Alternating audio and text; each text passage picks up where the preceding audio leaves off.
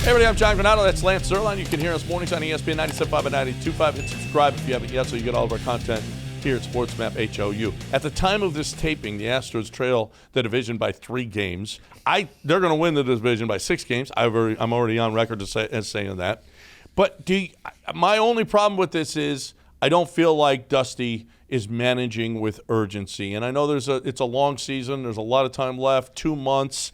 But these lineups that he's putting out there, these decisions that he's making, I just don't feel like – I mean, he's managing like he's got a 6-game lead instead of a 3-game deficit. Yeah, I think he's – you feel some Greg Popovich in it where Pop was just trying to get to the postseason and then we'll turn it on and become the Spurs back when they had Duncan and Parker and Manu Ginobili. But this – I agree with you. This is totally different. I mean, I don't think you can look at basketball. They were trying to literally manage. It was load management type stuff. Now, if you want to make a move for JP France to try to limit his innings now, I understand that.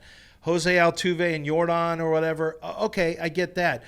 But not playing players who are better than other players, maybe not being a little bit more proactive with some of the lineup stuff that he does, although no one changes lineup more than Dusty. Listen, you don't have to worry. The division is one thing. You got to worry about the Mariners now. They're coming up really strong. I mean, Dusty with this 162 games and I got to play everybody. It was his turn to play thing. If he says that again, that's a lot of. I mean, all of this stuff that he's been doing, I understand. It's a 162 game season. He knows baseball. He's been through it. He's doing all that. But it's time to start kicking it into gear. And you really, really need to start to win games because you got them on your heels, you got them in front of you, and you got them on your heels.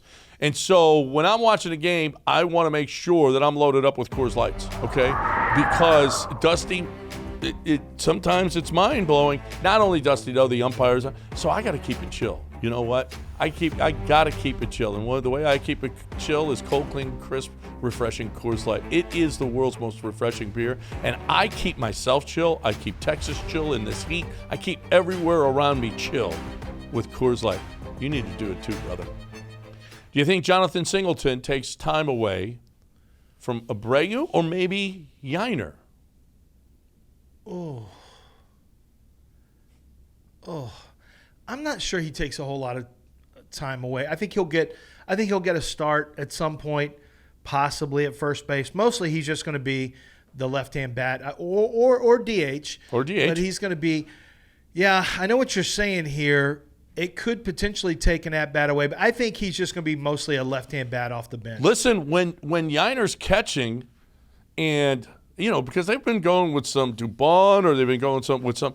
If Alvarez is in left and Singleton is the DH, now all of a sudden, and McCormick is in center, now all of a sudden that lineup, and especially against righties, because Yiner is better against righties, right? Maldonado is not. Maybe I don't even want to speculate on that.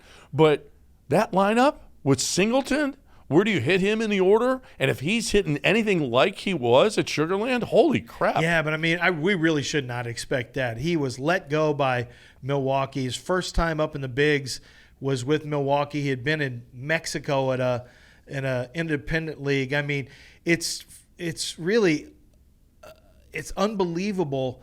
The Astros picked him up, and he not only became functional, but has over an 1,100 OPS and 12 home runs with Sugar Land Space Cowboys. That's incredible. I would say he was a big home run hitter in the minor leagues previously. It just may not be in the cards. I don't think people should expect too much for Singleton, but I'll tell you what, that would be one of the most awesome stories for Astros fans because, remember, it was Springleton, right? It was Springer and Singleton that everyone wanted. They created the hashtag Springleton. We were all waiting for both those guys to get up here. One guy took off and became part of Astros lore. The other guy was a massive failure. For that guy to come back to this organization and potentially become an important part of it this year as the left-hand bat off the bench, how awesome would that be? And Madras isn't getting it done.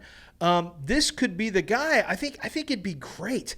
I don't care if he strikes out from time to time. That's going to happen. You're John Singleton. But man, if he could launch a couple of those bombs, it would be an interesting little question about, okay, are you taking time away from Yiner Diaz, or are you going to take some time away from Abreu? Well, and it would mean Jordan in the outfield more. Or Abreu sits which that's not going to happen because $58.5 million.